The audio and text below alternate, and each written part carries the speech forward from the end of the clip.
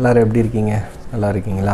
Okay, இப்போ என்ன பார்க்க போகிறோன்னா, இப்போது காக்டெயிலோட என்னோடய ராக்கிக்கு எப்படி வந்துட்டு ஹேண்ட் ஃபீடிங் ஃபார்முலாவை ரெடி பண்ணுறது, எப்படி கொடுக்குறதுன்னு இந்த வீடியோவில் பார்க்க போகிறோம். அந்த மாதிரியே பெட்ஸ் லைஃப், இதுதான் ஹேண்ட் ஃபீடிங் ஃபார்முலா. இது அதுக்கப்புறம் சிரிஞ்சி, அதுக்கப்புறம் பவுலு, அதுக்கப்புறம் ஒரு எக்கோட எல்லோ.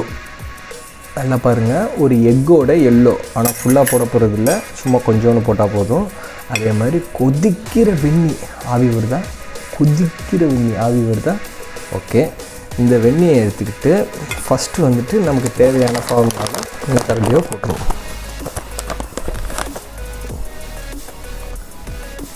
ஒரு ஸ்பூன். ஓகே, மிக்ஸ் பண்ணி வச்சுருக்கேன். இப்போ என்னென்னா, இந்த கொதிக்கிற வெந்நி எடுத்து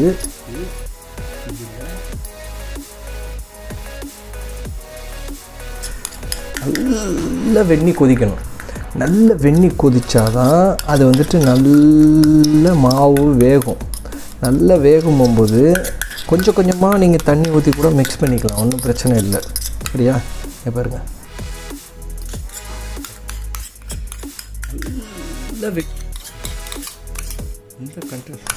இந்த கன்சிஸ்டன்சி இந்த மாதிரி இருக்கும். இந்த மாதிரி நல்லா பார்த்துக்கிட்டிங்க. ஓகே, இதில் வந்துட்டு இந்த எல்லோ வந்துட்டு கொஞ்சம் சும்மா லைட்டாக, அவ்வளோதான். ஓகே, அவ்வளோ இந்த டைப்பில் இருக்கும். ஓகே, இப்போ என்ன பண்ணுவாங்கன்னா, இன்ஜெக்ஷன் எடுத்துக்கிட்டு இந்த மாதிரி திக்னஸில் இருக்கும்போது கண்டிப்பாக சிரிஞ்சில் எடுக்க முடியாது, கொஞ்சம் கஷ்டப்பட்டு தான் எடுத்தாகணும்.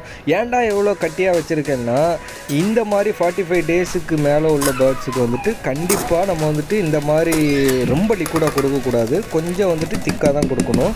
ஒரு 30 டேஸில் எடுக்கிற சிக்குக்கு தான் வந்துட்டு தண்ணியாக கொடுக்கணும். நான் சொல்கிறேன், இந்த வந்துட்டு எக் யோக் மிக்சிங் வந்துட்டு வீக்லி ஒன்ஸ் மட்டும்தான் கொடுக்கணும், டெய்லி கொடுக்கக்கூடாது. இது வீக்லி 1 டைம்ஸ் மட்டும்தான். ஏன்னா அது ரொம்ப ப்ரோட்டீனாக, அது வந்துட்டு பேர்டுக்கு ஆபத்தாயிடும். ஓகே, 1 வீக்ஸ் வந்து கொடுத்தா போதும், பேர்டு பயங்கர ஹெல்த்தியாக ஆக்டிவாக இருக்கும்.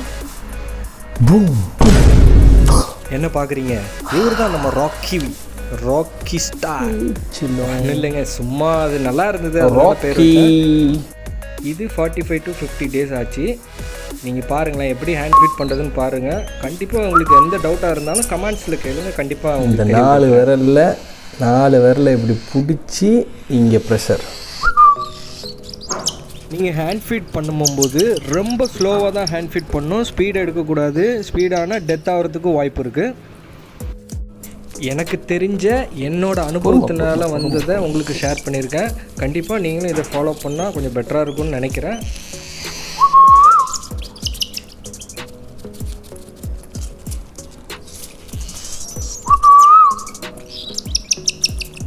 ஏன் இந்த மாதிரி சைஸில் ஒரு சிக் எடுத்து இந்த மாதிரி ஹேண்ட் ஃபீட் பண்ணி ரிஸ்க் எடுத்து பண்ணணும்னு சொல்கிறேன்னா, ஏன்னா இது வந்துட்டு ஒரு 35 டேஸ் 45 டேஸில் எடுத்தோன்னா அதோட மதரு யாருன்னு தெரியாது. இப்போ மதர் இல்லாதனால நம்மளை தான் அது மதர் நினச்சிக்கிட்டு இருக்கோம். அதனால் மெயினாக அதுக்கு மைண்டில் ஃபஸ்ட்டு தோன்றுறது நம்மளோட ஃபேஸு ப்ளஸ் அந்த சிரிஞ்சி, இந்த ரெண்டுக்கு தான் அதை அடாப்ட் ஆகும் ஃபஸ்ட்டு. அதுக்கப்புறம் தான் ட்ரைனிங்கே ஸ்டார்ட் பண்ணணும். என்னடா ஃபுட்டு கொடுக்கும்போது டேரெக்டாக ஃபுட்டு கொடுக்க வேண்டியது தானே, எதுக்குடா விசில் கொடுத்துக்கிட்டே பண்ணுறேன்னா, ஏதாவது ஒரு விசிலோ இல்லைன்னா ஒரு சவுண்டோ கொடுத்துக்கிட்டு நீங்கள் பண்ணிங்கன்னா கம்பல்சரி நீங்கள் ட்ரெயின் பண்ணும்போது இந்த விசில் அடித்தாலே அது நம்ம மேலே ஃபோக்கஸ் நம்மளை தான் தேடுமே தவிர மற்ற வேறு எந்த சிந்தனையும் போகாது. மக்களே, கண்டிப்பாக கீழே வச்சு ஹேண்ட் ஃபீட் பண்ணுங்கள், இல்லைன்னா மேலேருந்து கீழே வச்சு. யாராவது இந்த சைஸில் சிக் எடுத்து இந்த மாதிரி ஃபீட் பண்ணுறீங்கன்னா கம்பல்சரி ரொம்ப கேர்ஃபுல்லாகவும் ஸ்லோவாகவும், அது இல்லாமல் அந்த சிரிஞ்சியோட ஃப்ரண்ட்டில் உள்ள ஹூப் மாதிரி இருக்குல்ல, அந்த உள்ளே போய் குத்திராத அளவுக்கு தலையை லைட்டாக பேக் வாங்கிட்டே இருக்கும். உங்கள் அந்த சிக்கோட வாய்க்கும் அந்த சிரிஞ்சிக்கும் கேப்பு கொஞ்சமாவது இருக்கணும், அப்போ தான் கிளியராக இருக்கும். இல்லைன்னா உள்ள தொண்டையில் நாக்கில் போய் குத்திடுச்சுன்னா அது சாப்பிடவே சாப்பிடாது. மெதுவாக சார். ஃபுட்டு நீங்கள் கொடுத்து கம்ப்ளீட் பண்ணிட்டீங்கன்னா கடைசியாக ஒரு நல்ல காட்டன் கிளாத் எடுத்து அந்த வாய் பக்கத்தில் வாய் மூக்கு மேலே அந்த பிறகு கீழே தாடையில் அந்த முடியிலலாம் வந்துட்டு அந்த ஃபுட்டு ஒட்டிகிட்டு இருக்கும். அதை கம்பல்சரி ரிமூவ் பண்ணிடுங்க. ஒன்று நார்மலாக ரிமூவ் பண்ண முடியலன்னா லைட்டாக வெந்நி வச்சு துண்டை வச்சு லைட்டாக தொடச்சி. ஏன்னா அது ரொம்ப ஹார்டாகிடுச்சுன்னா அது காஞ்சி அதுலேருந்து ஃபங்கஸ் மாதிரி கிருமி உருவாகி அதுலேருந்து இன்ஃபெக்ஷன் ஆகி அது உடம்பு சரியில்லாமல் போகிறதுக்கு கூட வாய்ப்பு இருக்குது. அதனால் மக்களே ரொம்ப கவனமாக ரொம்ப கேர்ஃபுல்லாகவும் இதை டீல் பண்ணும். ஆனால் இதுக்கு நீங்கள் ஃபுட்டு கொடுக்க பழகிட்டீங்கன்னா இதே மாதிரி ஒரு மைண்டு ரிலாக்ஸ் வேறு எதுலேயுமே இருக்காதுங்க. உண்மையிலேங்க. ஓகே, இந்த வீடியோ உங்களுக்கு யூஸ்ஃபுல்லாக இருக்கும்னு நினைக்கிறேன்.